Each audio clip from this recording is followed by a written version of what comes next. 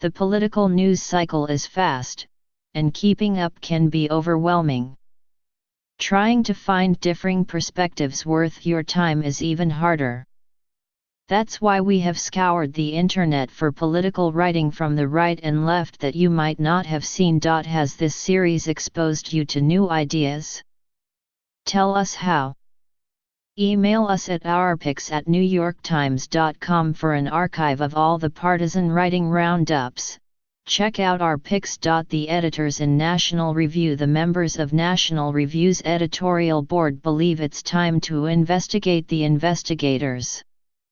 They, like others on the right, focus on the text messages from Peter Strzok, a top FBI agent assigned to Robert S. Mueller's team, to his mistress criticizing then-candidate Trump.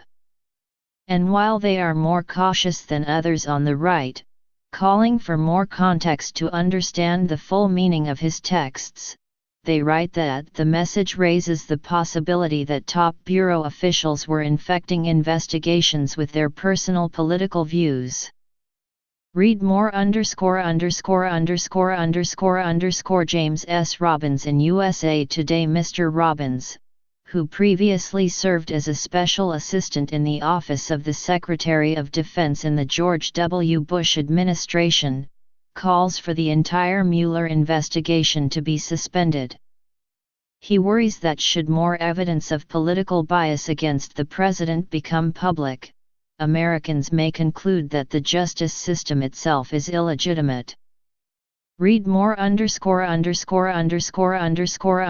Ned Ryan in The Hill. Mr. Ryan takes the argument against Mr. Mueller's team one step further and suggests that the entire investigation into Russian collusion in the election is premised on faulty evidence and a fake dossier. The real scandal, he argues, is the actions of the FBI and the Department of Justice in the use of the Fusion GPS dossier to open their investigations and the role former FBI Director James Comey and his colleague Peter Strzok played in nullifying the Clinton national security investigation. Read more _________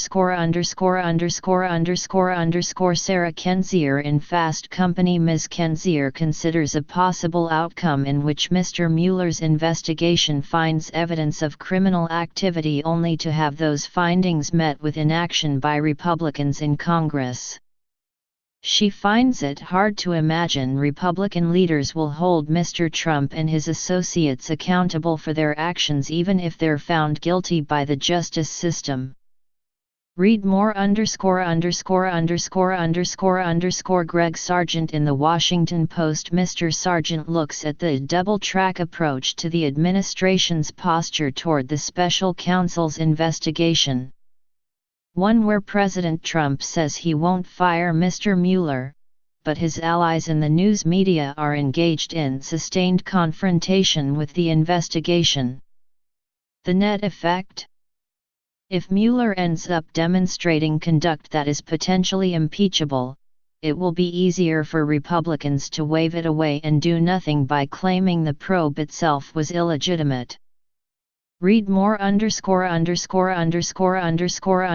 John Nichols in The Nation. If President Trump fires the special counsel, Mr. Nichols thinks that citizens who want to protest should have a very specific goal in mind: to compel Congress to impeach. House Democrats in particular should make it known their response to the firing of Mueller would be an absolute and unequivocal demand for the impeachment of Donald Trump. Read more ________ Andrew Sullivan in New York Magazine. Mr. Sullivan chalks the smear against Mr. Mueller and his team to Republican tribalism.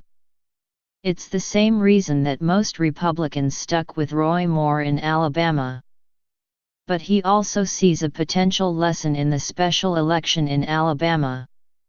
Perhaps, he writes, the right's strategy of constantly upping the ante, of mainlining tribalism so that the completely indefensible becomes a badge of honor, has reached an apparent limit.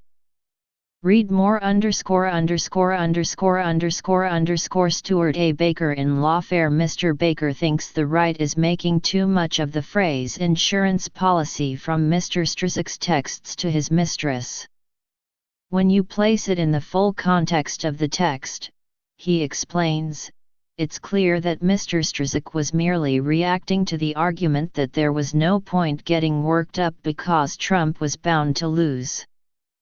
Hardly evidence of a sinister deep state code for black ops in the event of a Trump victory.